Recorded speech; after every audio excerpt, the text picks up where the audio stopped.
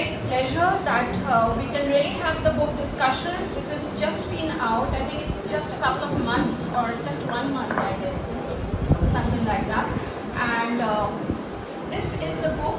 Let us all, three of us, lift it up.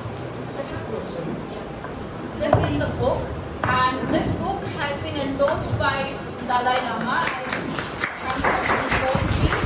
And we have been reading through this book. It is a meticulous research on the monuments of Buddhism, which includes, as he says, different kinds of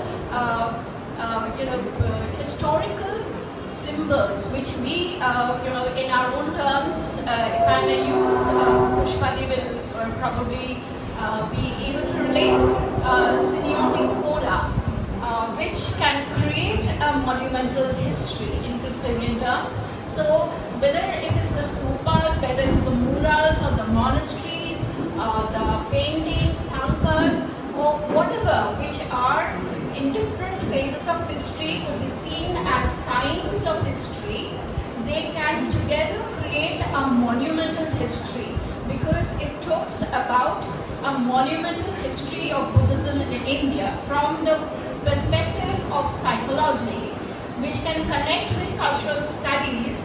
Christonian semiotic coda has the power to create a revolutionary poetics of language, so that, as Shashank will tell us, what is the difference between the historical consciousness and the consciousness of history. Am I right? So over to Shashank. He will talk about the book and introduce the book to all of us. Thank you, Jayita. Thank you so much, and thank you all of you for taking time out to be a part of this session. I had been a student of history. I have always been, and it used to pain me, when I used to visit those sites, because that's how you relive your historical knowledge or any knowledge related to history. So that's how this book and a related set of books came into being. This book and related books in the series, they talk about how monuments are underexplored or understudied. Now, and how a more inclusive study of that can help us have a more nuanced view of history, and also have a more interesting view of history, basically, if I had to put it that way. Now, during my childhood days, and as I was growing up, basically, and later I taught for a decade in Delhi University, and then worked on both sides of publishing myself and acting as a publisher too. Now, I had always wondered, how do monuments feature in our lives? Where do we, study monuments in relation to history? And this again leads me to the idea of conceptions, or the idea of experiencing anything in history. And I always used to think that in sections on art and architecture, you would have these monuments in the sections on art and architecture. Most dominantly, you would feature in there, which sometimes used to be technical, sometimes intimidating too. The other two places the monuments would feature in is basically in their illustrative role. So in the school textbooks, you would see that if there is a Mughal period being described, or if there is a section on Mughal period, you would have a photo of the Red Fort. Or if you have a section on Delhi Sultanate, then a Qutub Minar or something like that. Or if you have a section basically on Cholas, then there is a temple there right? So, and one other thing that bothered me, and this is how I got into it, is basically whenever we talk about the monuments, the discussion is mostly limited to ancient and medieval times. Right? There was never a modern history of monuments, basically. And with that I began to think about it and develop a whole thing about afterlife. Do monuments have an afterlife, basically, right? Now what happens when the primary builders pass away? So these are the things, which brought me to this idea. And there is a second part too, which is more in terms of my own experience of myself and surrounding, basically, my engagements with history. Is that, like most of you, I have been concerned and very seriously concerned about the progressively increasing gap between academic and popular understandings of history.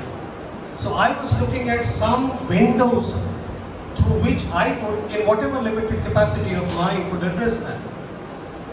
Right? And when I was looking at when there are various forms in which people consume history in the day-to-day life, right? Formal, informal, you read texts, you read comics, there are novels, there are documentaries, there are films, there are biopics, lots of things that are there, about that. But one thing which is very unique about the way in which people consume history in their day-to-day life, and that is in relation to monuments and artifacts, which are mostly found in the museums, is that they have a very unique positioning in terms of people's consumption of history. And which is that when you are visiting a monument, you are face to face with a tangible object of the past. Right? So in terms of experiences, you come very near to the idea of experiencing history as opposed to reading or hearing about it. And the quality of that experience that you have with the monuments depends also on the kind of knowledge you have of that subject or the monuments. And in the process of discovery, I realized that we tend to gather knowledge about the monuments in 3-4 different ways dominantly. There are many other ways we do that. So there are websites, travel or tourism websites that we read, basically, which I discovered are repetitive, only with bit of minor rephrases. They carry about the same kind of thing. The second one was the guidebooks that you have at the site, primarily the Archaeological Survey of India guidebooks. And I discovered to my horror that many of them had not been updated in last more than 50 years. So all the knowledge that is being produced in the monuments, about monuments, and the knowledge that something that could perceive, that could change our perception of the monuments, were not being reflected in the guidebooks. Right? And the third, but the most common part that most of us experience knowledge of the monuments and form a perception of the monuments is through the tourist guides.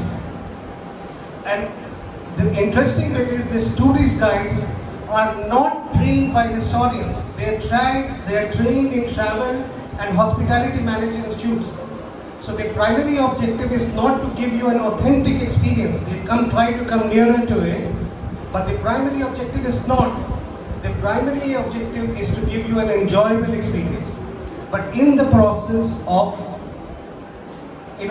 posing certain things in certain ways, they tend to do some damage to the part of history.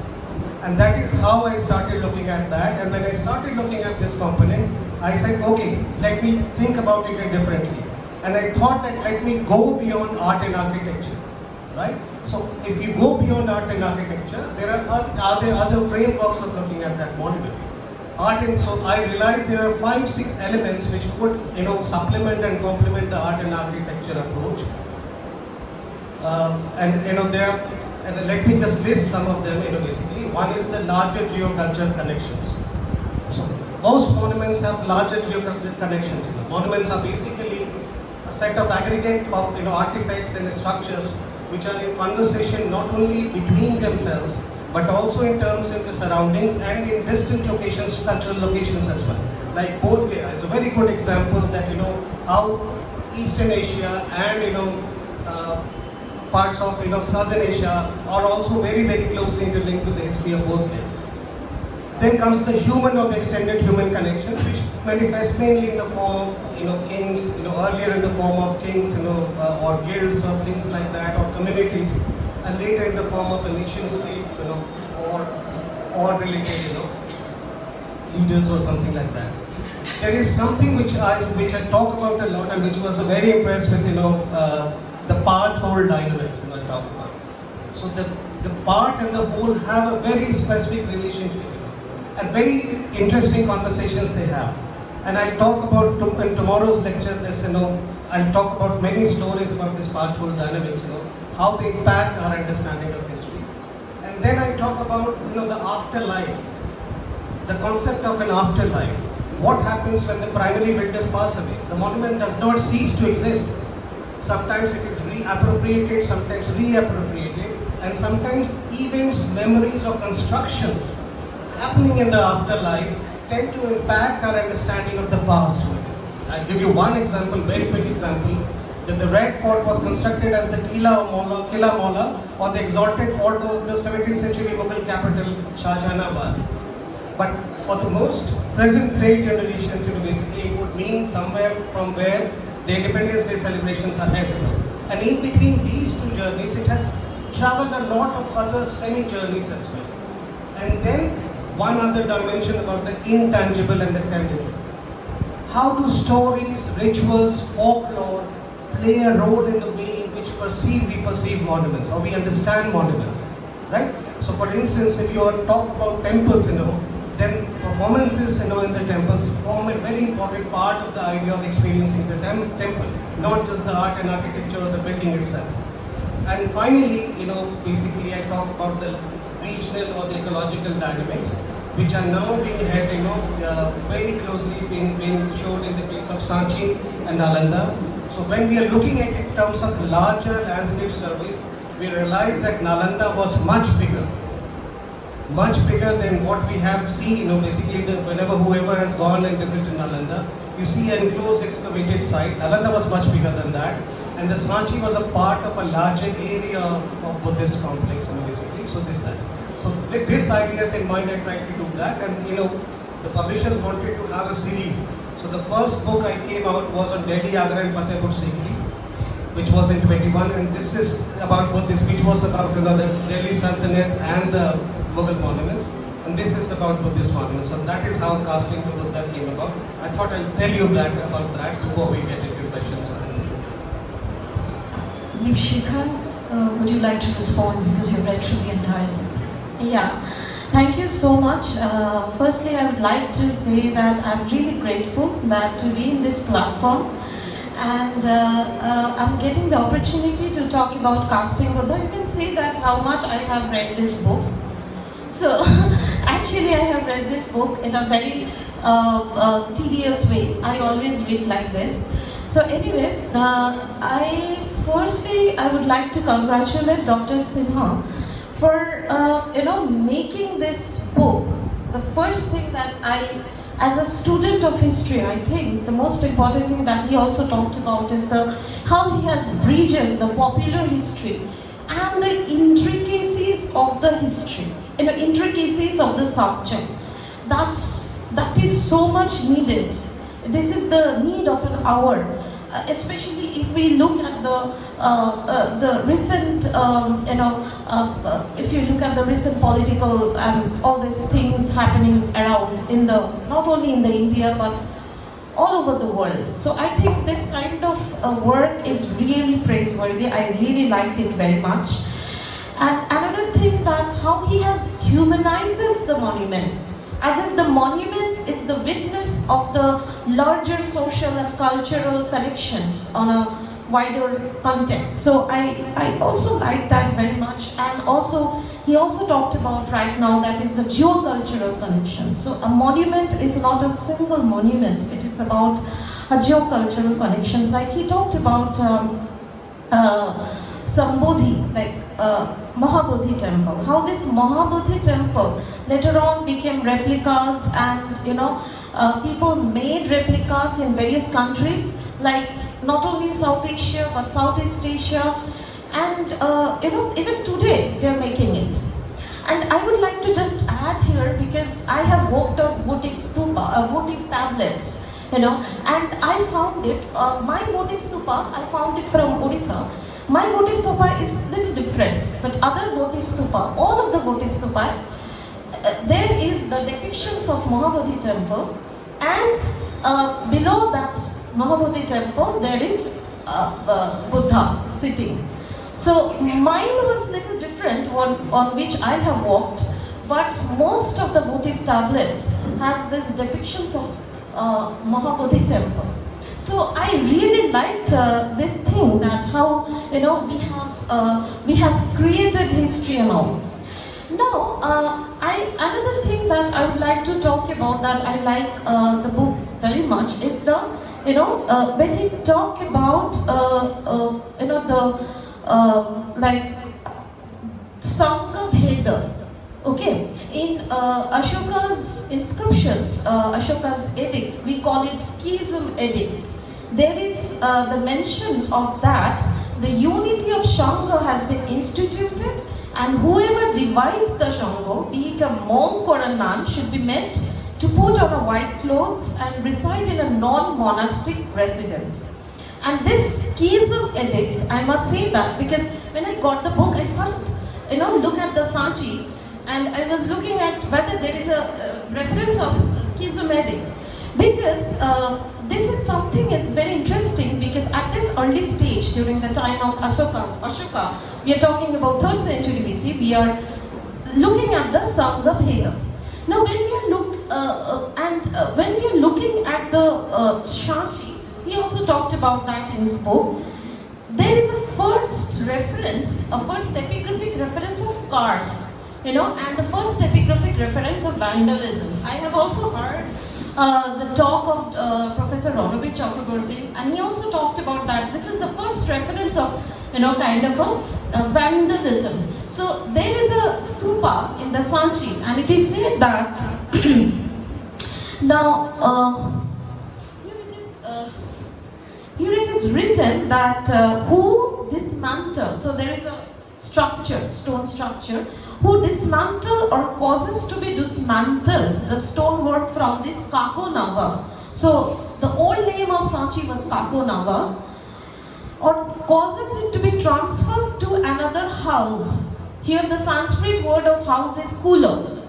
And of a Acharya, he shall go to the same terrible state as those who commit the 5 sins. So these 5 sins is very well known in Buddhism, so I'm not going to repeat it. But my question is to Sir, that do you think that, because Sir has said that this Acharya is Buddha, but do you think that when this inscription was written, you told that it's 1st century BC, even if it is 1st century BC or even if it is 2nd century BC, because the original translation it is showing 3rd century BC, which is I think a little early. So I think 2nd or 1st century BC. So do you think that this Acharya does not always mean Buddha? It is because Acharya means preceptor. I mean, even in Mahabhashya we found this Shramana and Brahmana divide. So do you think that this is a kind of a divide, kind of a vandalism that they are talking about, that could be done by Brahminical cult or Jainism or Ajivika cult? Do you think that it can be interpreted like this? Thank you, Dipsikha. I think, let me first respond to the first part of your question. I take 2 ideas. I put in, an inscription or a passage deliberately at the beginning of every chapter, right? And which is to specify the context. And in the process of doing that, I'm trying to address the stereotypes, things that people have normally believed. So that, the chapter on Ajanta would have, because the popular categorization of Ajanta is to look at it in terms of Hinayana and Mahayana age. So there is an inscription, and then from that I enter the subject. So like Sanchi, I enter the subject by putting this inscription, which says basically that this is the property of the stupa, and if you take away these things, then you incur the wrath of, basically the same punishment that is involved for the 5 sins, basically. Now, to put it in the context of the larger thought process that was going on, or the perception that was going on, there is this discussion, among the monks or the monastic community, that what happens when Buddha is no longer there. So the Buddha has attained his parinirvana. So what do we do now, right? So the first thing that comes up basically is the whole idea of the relics. His relics are there, and these relics signify his physical presence. So the relics, the cult of relics begins to develop hugely in the immediate post-Buddha phase. So the relics are, charged. They are given a life form, right? So the relics, seeing the relics means seeing the Buddha. There's a famous, dialogue between Mahendra, who is the son of Ashoka, and the king of Ceylon, when he says that, look king, I have lived here for long in Ceylon, now I want to go back and see the Buddha. Then the king asked him that, isn't the Buddha dead? He says, no, I want to go and see the relics in it. Right? So this whole idea of how relics come into being as an important signifying force, which signify or symbolize the living presence of the Buddha. And by in the time the Sanchi comes into being, which is 3rd, 2nd century BC, and before that, what Ashoka had done is Ashoka has added a new structure which is basically popularizing the idea of stupas. And these stupas are built over relics, basically. Right? As the common knowledge has that he has took out relics from the original 8 stupas and had them enshrined. So this whole idea of this particular reference is to say that how it is important, how the relics are important, and how the stupas housing are very important. So if you take away those relics, then you incur the punishment of those 5 sins, which is basically very considered very cardinal in Buddhism. Right? It could be like you're killing your mother or your father or your Arhat or somebody who is like Buddha, or even causing Sangha Bheda. So the Sangha Bheda thing is one of them, but interesting bit about Sangha Bheda or trying to create a system in the Sangha and outside the Sangha has a very specific connotation in Sanchi. The Sanchi inscriptions say that the Sangha should remain as long as there is a sun and moon. Right? So attaching permanence to it. So the whole idea is that 4 out of these 5 sins are against persons of living rank. Right? So if they are persons of living rank, Buddha is considered to be lived, basically through the form of relics interned in the stupa. So if you are committing the theft, basically, then you're trying to take away this. Now this is more in the context of Sanchi and in this thing. And I took this inscription from, there's a note there, so I don't have the academic competence to read the inscription. I borrowed it and there is a footnote there for showing basically. I'm a historian but not an archaeologist, and I don't have any. I work at the intersections of history and anthropology, so I enter anthropology through history basically. Shashank, in the context of afterlife, I was just thinking from, because I'm not a student of history, but literature which connects with history and philosophy and psychology. So I was just thinking of the concept of the Maitreyi Buddha, that is the future Buddha. Okay, like say for example here in Lava, we have a huge monastery by the Kagyus, and you have the 1,000 Buddhas there at the altar, which talks about the concept of the Bodhisattva is something that we can realize ourselves. Buddha becomes not really the personality, not the Siddhartha, Gautama, but Buddha is something that we can become. So supposing you're talking about the sins and all that, right? Supposing we do something wrong and we want to be absolved from from the sin or whatever. I shouldn't be using the word sin because that's a Christian word. Whatever error we make, we can actually pray to the 1,000 Buddhas within ourselves, every day and be absorbed. So Buddha doesn't really become Siddhartha what he was. So the afterlife of Buddha becomes a concept. Maitreyi becomes a concept. Can you just talk about it, because you also find it in the monuments? I have another question. Please address this. Then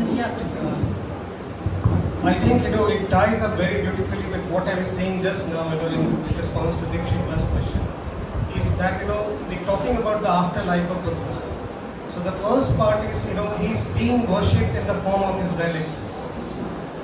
And then relics interned in the stupas. So stupas become the center of veneration after the relics. So post Ashoka, stupas become the dominant mode of worship. So the focus remains on relics, but relics enshrined in the stupas and the idea of safeguarding and protecting them. In the early centuries of Christian era, there is this whole ideation going about what about Buddha, what do we do now? And there is a thing that you may have heard about, which is broadly called Mahayana Buddhism in this. They're trying to figure out new ways of coping up with the loss of Buddha. And then there are ideas which keep coming up. And then two sets of ideas become very important. One is that idea that, Buddha himself, there were Buddhas before, Bodhisattvas before Buddha. And Buddha himself talked about that, I am the last in the line. But there are many other regional traditions. So if there were Buddhas before the Buddha, then logically there should be Buddhas after the Buddha as well. Buddha had 1,000 lives before he became Buddha. Yeah, there are many multiple traditions. There are multiple traditions here. They talk about multiple traditions. But if the idea is that there were Buddhas before the Buddha, mainly called Bodhisattvas, there were Buddhas after the Buddha as well. And this is how the whole idea of Bodhisattvas come into being. And this idea gains a new footing, which is that, they start questioning the ideal of enlightenment. Right? Which is when you attain knowledge and you cease to be. Like, once you have become an arhat or you have attained knowledge, you cease to be. Another quick question, sorry to stop you.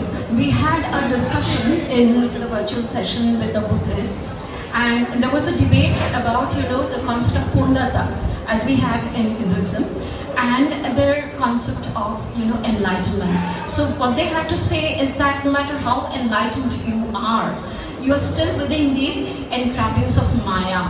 So, but for us it is very different, because Maya is part of being part of the entire cosmic consciousness, and Punata is moving into the causal and then sort of disintegrating our consciousness with the supreme consciousness. Do you think, when we as parallels of two religions or related to consciousness studies, and coming to the theoretical part, that this is the limitation of Buddhism, that they think of enlightenment as something like, even if you cross the Bhava chakra, there is still, there is still, you could still come back to the Bhava chakra.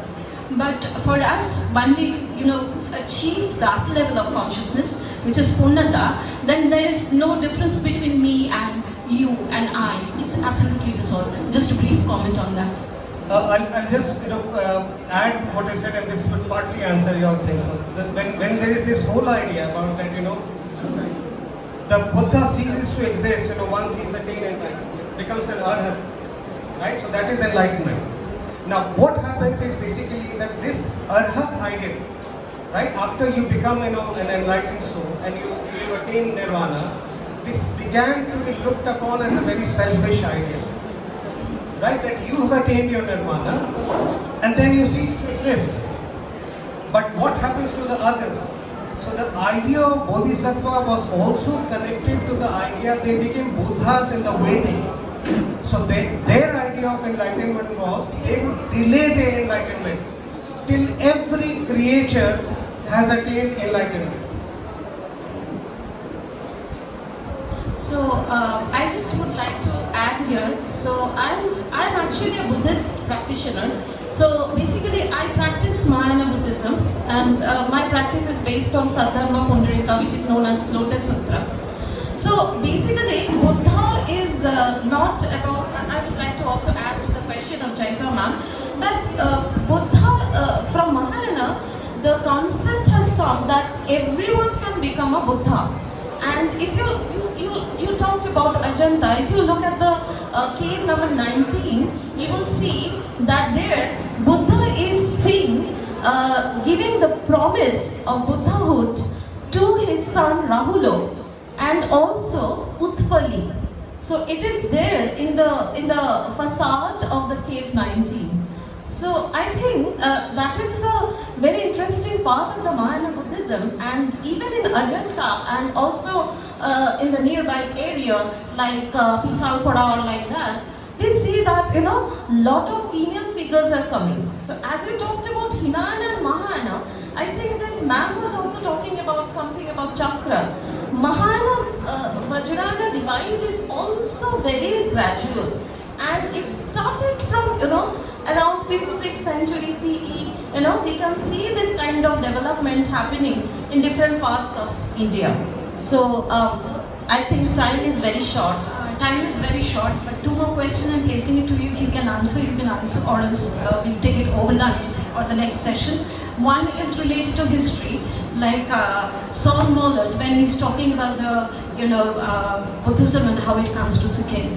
So he says that in the first part, like you have talked about, how Buddhism got removed from India, and all the Buddhists had to go to different places, and that's how Tantric Buddhism developed in the other countries. So I thought that here, I was just reminded of Saul Mollett. He says that Buddhism came back with Gampo in 7th century AD, and because he had one queen who is from China and the other was from India, and slowly how Buddhism mingled with the shamanism there, the Bongpo over there. He says that there are no written records of that, but it was a slow but a pertinent, Buddhist colonization which had taken place in order to wipe out the Bongpos, and it was done very, very intelligently. Just a quick comment on that. It's interesting how Buddhism is used by several agencies in several forms, from long historical past, and continues to be deployed in the present as well. So this idea about Bonpo is basically, I'm putting it very broadly, as a tribal form of religion, where you have elements of shamanism and you have elements of animism as well, right? And interestingly, there are some elements which Buddhism also borrowed from shamanism. So the idea of divine rulers, or the idea of trained masters or priesthood, so those kinds of things, they borrowed it from them. But what has happened is that in the case of Tibet, in the case of Tabo Monastery, in the case of Sikkim, not Sikkim, but more in the case of Tabo Monastery in Tibet, they are, the kings are inviting monks from India. So the first one to go there is Padmasambhava, and Padmasambhava is now become is regarded as a Buddha in that region, and also in Bhutan, and also in many other places in this. So Padmasambhava is gone there, and later his two disciples, Sanata Rakshita and Kamal Sil, joined, and they tried to organize a campaign against the Bonpos, right? Pulling people more towards Buddhism. And later it becomes, this is 8th century, later 11th century, what happens is when Dipankar or Atisha goes, he does it in a more systematic way, and which ends up resulting in this, developing the institutions of lamas, and also the Samyakya monastery, basically, which many people say that is how the Udantapura monastery was very big, though we don't have any remains of Udantapura, or at least we haven't found any remains of Udantapura. One last question, and with that we have to close. Don't you think that Buddhism has come a very long way? It began with ahimsa, okay? But when we think about Buddhism in Sri Lanka and also in Southeast Asia, it has become militant Buddhism. So isn't that contradictory in some way or the other? It is very contradictory, but that is contradictory in all religions. I can say that basically. Every religion is being made, put to so many different usages that they were not meant to be. And part of it is also that I'll talk about in tomorrow's lecture, basically. So part of this thing I'll be talking about that. How these things, tend to attain different meanings and forms, when we see them in the aftermath. This is not what the original purpose of the builders or of the founders of the religion was. So if you see in the case of oh yes, definitely. I think but keep it very brief. I just want to say that as a history student, we always see that there is a divide between the philosophical or the spiritual part of the religion and the social part of the religion, and we always confuse between these two. The spiritual part of the religion is always there, and that is very pristine, but social part has been always used. And today is also people are using it. So thank you, Dipsikha. There is one question from Professor Gautam Bhushan. Yes, Gautam. Hello? Oh, no, it's okay. Now, talking of nirvana, as she has pointed out, that the Buddha has spoken of the continuation of the sadhana in other individuals, and she calls it bodhisattva. Sri Aurobindo has two poems to clarify what is nirvana and what is beyond nirvana. And the two poems are Into the Silence Forever and the next poem is Beyond the Silence. So what is beyond the silence? The Buddha had known, although he preached nirvana, he had known that he has to return to earth. This return to earth is not clarified in later Buddhism, and that spread the idea of the sannyasi cult, which affected Indian civilization as the sannyasi cult of Sankara, the Mayavadins. These two, because of the misinterpretation, the Buddha never meant it. Sri has clarified with two poems clubbed together in quantitative meter. One is Into the Silence Forever. I quote the poem, two three lines. Into the silence, arise, O spirit immortal. Away from the turning wheel, breaking the magical circle, ascend single and touchless. Pass from the sphere of the grey and the little, leaving the cry and the strand into the silence forever. And the next poem, he comes out of it. He says, rise with the world in their bosom. Now, this is the clarification of the latent, unexplored clue to Buddhist philosophy, which Sri Aurobindo has clarified with two poems. Unfortunately, it is not being communicated properly in Buddhist seminars and conferences.